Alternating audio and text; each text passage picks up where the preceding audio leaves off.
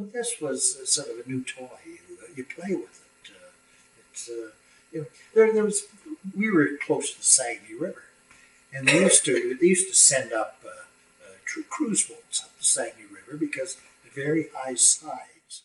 Well, we used to buzz the boats coming up, and of course, I think the passengers on the boat, they love this sort of thing. And however, one day a couple of the guys buzzed the boat, and there was some senior RCAF officers on board, and they just knew what to do. They knew that they'd take down the numbers of the aircraft, because the numbers were pretty big, and so those guys got washed out. So I mean that was the kind of thing that happened. Most of our training at that time revolved around just sending a bunch of aircraft into the sky, and then they would dogfight for an hour at a time.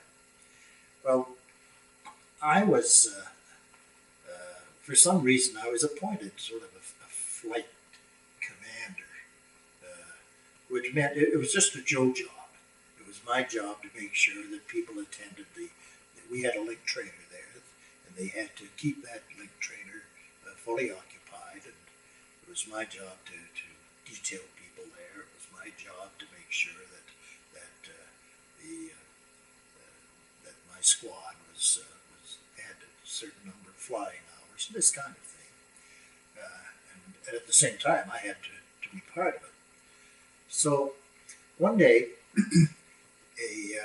a new officer came from England, and he was an Eagle Squadron guy, an American in the RAF, and he was home for a rest.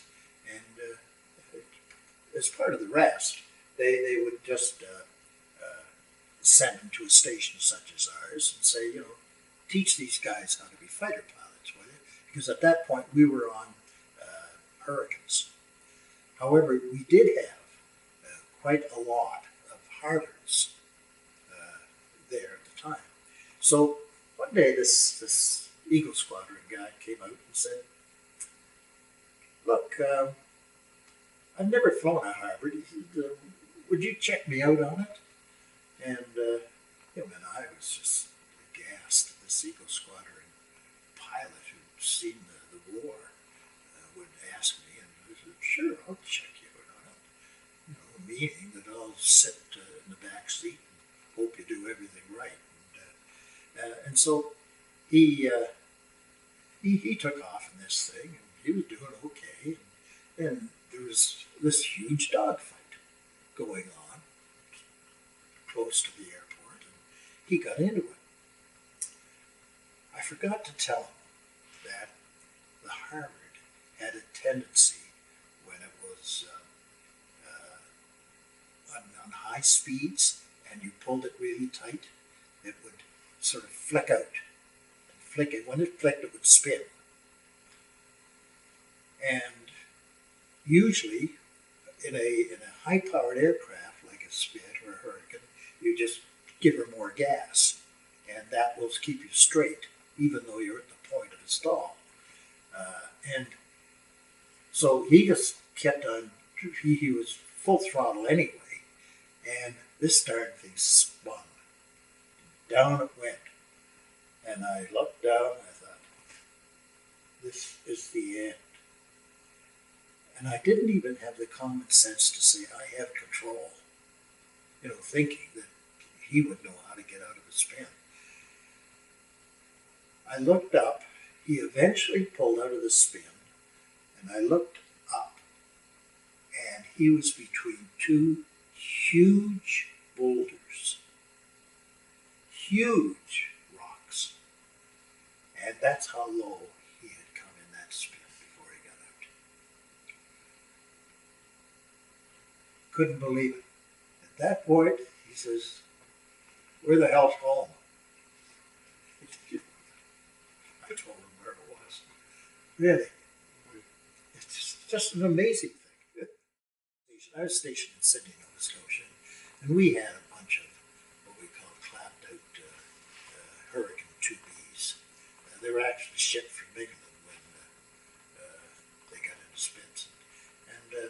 we had these hurricanes, and one day a new pilot officer came to us from a training organization, and the CEO called me and he said, Sandy, take this guy out for a run, and you'd take 2 hurricanes, and tell you what, practice head-on attacks, will you? I said, sure. So I was the older pilot. I'd been there for quite a while. So highly experienced, yeah. So we started. The idea is we would just sort of peel off, and we would come at each other and just slip past each other and just get the feeling of what it's like to have a head-on attack. Well, of course, as you're sort of approaching each other, you're going about 300 miles an hour, I guess, each. And as you're approaching each other, the thought occurs, I've been here too long. I'm not going to break. He'll break before I will. Forgetting that he's saying the same thing. He'll break before I will. And so, God, we keep on going. He doesn't break, and I don't break. And suddenly, I hear the bang! I thought, ooh, I think the son of a gun hit me. So, I call up on the radio and say, I think we better go back to base. He said, okay. So he flies alongside and he does this, And I say, yeah, sure, thinking he means the ground, Well, as I approach for a landing, I look in my rearview mirror and my tail is shot off. I thought, oh my God. However, the aircraft flew and I landed safely and all the rest of it. But that was the head-on attack business. They shipped us over. We went on the Louis Pasteur. The Louis Pasteur, just 2 months before, was a boat where Canadian troops went on board the boat, and because it was so filthy, they walked back off. They refused to go. And this was written up in the newspapers, I think, about the condition of this boat. I guess we went on the cleaned up version of the Pasteur, and I slept in a hammock below decks all the way over, even though I was an officer. And on the way over, this boat just went across all by itself. No company. I don't think we even saw an aircraft. But passenger ships were a lot faster than the usual tramp steamers,